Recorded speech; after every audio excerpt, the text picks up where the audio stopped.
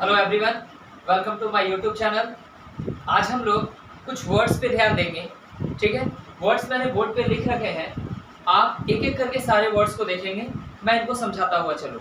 ठीक है, ध्यान दीजिए। बोर्ड पहला वर्ड है मीन्स मैटर्स। मीन्स मैटर्स का मतलब होता है टू मॉडरेट और रेस्ट्रेन वंस लैंग्वेज, यानी आप अपने लैंग्वेज को बहुत ज़्यादा कड़ा नहीं करते हैं, आप अपने लैंग्वेज को पोलाइट बना के रखते हैं। एग्जाम्पल के तौर पे nowadays the parents do not mince matters with their children. Nowadays the parents do not mince matters with their children, यानी आज के डेट में जो माता पिता हैं वो बच्चों से बहुत ज़्यादा कड़ी भाषा में बात नहीं करते हैं। lame excuse, the second word we have lame excuse. lame excuse कहने का मतलब एक ऐसा excuse, एक ऐसा बहाना जिसका कोई आधार नहीं है, जो बिल्कुल गलत है। ठीक है, अगर आपसे कोई ऐसा बहाना मारता है, आपको पता है कि सामने वाला झूठ बोल रहा है, तो आप वहां पे कह सकते हैं I don't believe your lame excuse, यानी मुझे आपके इस झूठे एक्सक्यूज पे विश्वास नहीं है। जो अगला वर्ड है हमारा वो है lobes and fishes. Lobes and fishes कहने का मतलब मटेरियल बेनिफिट। मटेरियल बेनिफिट यानी आप अपने व्यक्तिगत लाभ के लिए व्यक्तिगत लाभ की बात करते हैं, that is loaves and fishes. Example के तौर पे in this modern era everyone wants to have loaves and fishes. इसका मतलब इस आधुनिक युग में हर व्यक्ति अपना व्यक्तिगत लाभ चाहता है अपने जीवन में। The next word is very easy, poison someone's ears. Poison someone's ears कहने का मतलब जब किसी के कान भरे जाते हैं, पता है ना, कान में जहर डालने का मतलब कान भरना। कान भरना यानी आप किसी के अगेंस्ट किसी व्यक्ति को कुछ बताते हैं और उसको भड़काने के सेंस में आप उसे कुछ शब्द बोलते हैं। ठीक है, तो ऐसे समाज में बहुत से लोग होते हैं जो एक दूसरे का कान भरने का काम करते हैं। तो पॉइजन समवन ईयर्स कहने का मतलब कि जब आप किसी को भड़काने के लिए कुछ शब्दों का प्रयोग करते हैं किसी के अगेंस्ट। एग्जाम्पल के तौर पे जैसे हम लोग कहें no one can poison my ears, no one can poison my ears because I believe in reality, because I believe in reality, यानी कोई भी मेरे कान नहीं भर सकता है क्योंकि मैं सच्चाई पे विश्वास करता हूँ। The next word we have rolling stone. Rolling stone कहने का मतलब a restless person. Restless person कैसे इंसान को आप कहते हैं, यानी एक ऐसा व्यक्ति जो कभी भी स्थिरता से कोई काम ना करता हो, कभी भी स्थिरता से कोई भी काम ना करता हो, उसे कहते हैं रोलिंग स्टोन। जैसे one of my friends is a rolling stone, one of my friends is a rolling stone, यानी वो बहुत बेचैन रहता है, किसी भी काम को करता है तो एकदम शांत रह के नहीं, बिल्कुल रेस्टलेस होके बेचैन रह के काम करता है। नेक्स्ट वर्ड है हमारा स्वेल्ड हेड। स्वेल्ड हेड कहने का मतलब grand opinion of one self, यानी आप घमंडी लोगों के लिए इस शब्द को यूज कर सकते हैं डियर।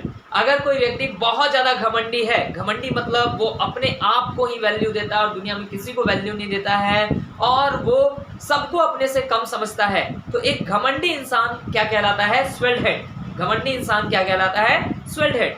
नेक्स्ट वर्ड भी बहुत आसान है, स्मूथ सेलिंग। देखिए, सेल जब आप बोट चलाते हैं, बोट सेल करते हैं और वो स्मूथली सेल हो रहा है, इसका मतलब आपको परेशानी नहीं है, आपको परेशानी नहीं है। तो जो इजी प्रोग्रेस होता है, जो बिना परेशानी के कोई प्रोग्रेस आपको मिल रहा है, तो वो कहलाता है स्मूथ सेलिंग। ठीक है, स्मॉल फ्राई कहने का मतलब इनसिग्निफिकेंट पर्सन। स्मॉल फ्राई यानी इनसिग्निफिकेंट पर्सन, मतलब एक ऐसा व्यक्ति जो महत्वपूर्ण ना हो, एक ऐसा व्यक्ति जो महत्वपूर्ण ना हो, उसे आप क्या कह सकते हैं? Small fry. नेक्स्ट वर्ड है स्मेलरेट। स्मेलरेट कहने का मतलब to suspect of something wrong done. देखिए STH जो मैंने लिखा है वो समथिंग का एब्रिविएशन है, ध्यान रखिएगा। स्मेलरेट कहने का मतलब होता है to suspect of something wrong done, यानी कुछ गलत है इसका आभास होना, कुछ गलत है इसका आभास।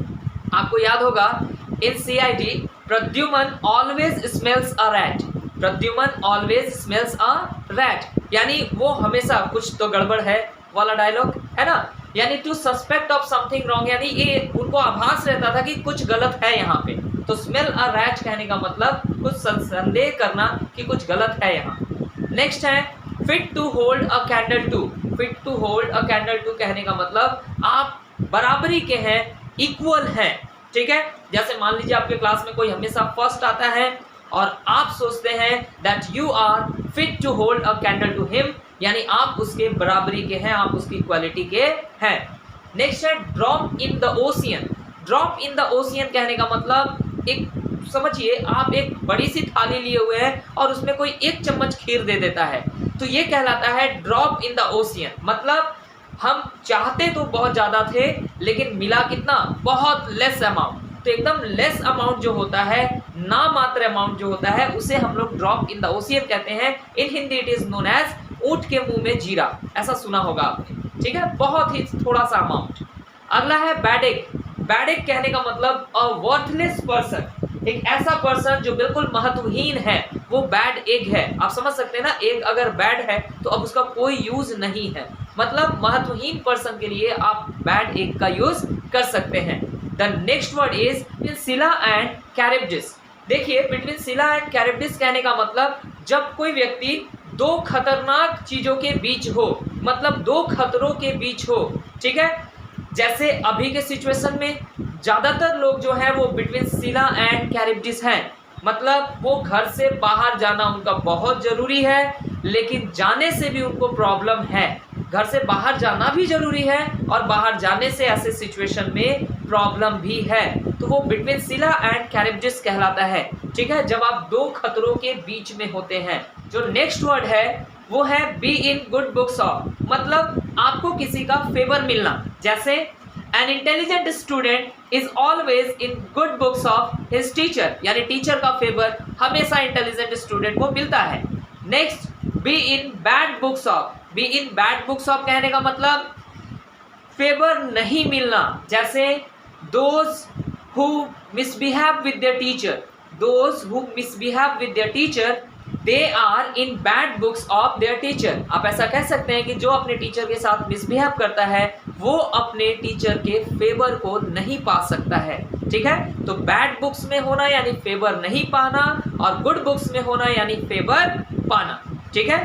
तो इन वर्ड्स पे ध्यान दीजिएगा और इन वर्ड्स को लिख लीजिएगा अच्छे से। चलिए मिलेंगे अगले वीडियो में ग्रामर के साथ। Thank you.